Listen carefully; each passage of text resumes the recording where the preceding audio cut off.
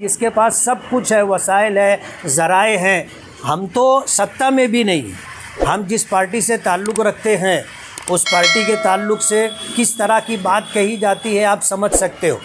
हम तो इस बात की पूरी कोशिश कर रहे हैं कि हम अपने मैनिफेस्टो के मुताबिक ज़्यादातर काम करके दे दें, और अल्हम्दुलिल्लाह हमारी कोशिशों से हमें इतना फ़ंड मिला है कि आज हमारे हाथ में तकरीबन 32 करोड़ रुपए का फ़ंड है और मज़ीद 30 करोड़ रुपए का फ़ंड इंशाअल्लाह मिलेगा। और हमारी कोशिश ये होगी कि इलेक्शन से पहले उसका वर्क ऑर्डर हो जाए ताकि काम करने के लिए कोई रुकावट ना रहे। जो है आपने जैसे कहा कि हमारी जिस पार्टी से हम ताल्लुक़ रखते हैं, तो आपका हिमायत के जो आपसी आपके जो गलतियाँ थी क्या वो सब खत्म हो गई और आप ये फाइनल हो गया कि आप हिमायत से इलेक्शन लड़ेंगे?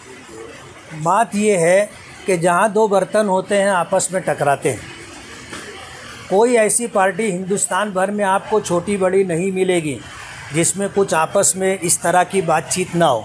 तो ये कोई ऐसा मुद्दा नहीं है जिसकी वजह से हमको आगे इलेक्शन में किसी तरह की दिक्कत आए। हमारी बातचीत चल रही है और इंशाअल्लाह कोई उसका मुस्बत हल निकल आएगा। नहीं, हमारी एक प्राइमरी मीटिंग हुई है और 4 बजे का जो हवाला दिया जा रहा है वो गलत भी नहीं है। जुमा के दिन 4 बजे हम लोग बैठे थे और हम लोगों ने बैठ करके आपस में बातचीत की है।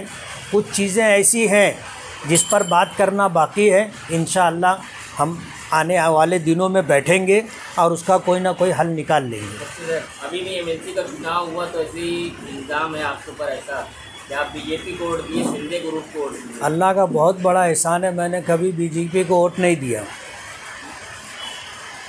और वोट देना ये एक खुफिया मतदान होता है।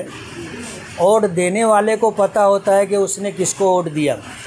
अब जिन लोगों का वोट देने से कोई ताल्लुक़ नहीं है, आज वो इस तरह का इल्ज़ाम लगा रहे हैं।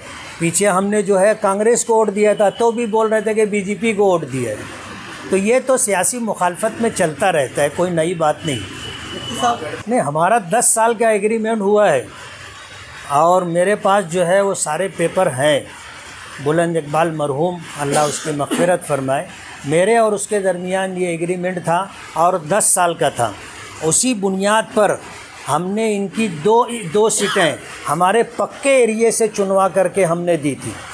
वो उसी एग्रीमेंट का एक हिस्सा था कि ये 2 सीट आप चुनवा करके दो।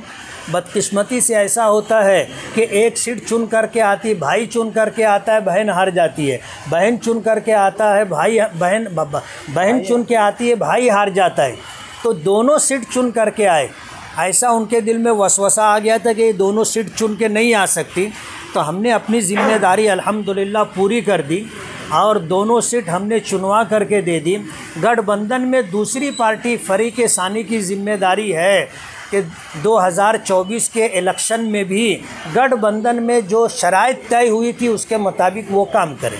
तो क्या वो जो फरीक सानी है, ये तो आने वाला 24 अक्टूबर में पता चलेगा कि वो अपना धर्म निभा रहे हैं कि नहीं निभा रहे हैं।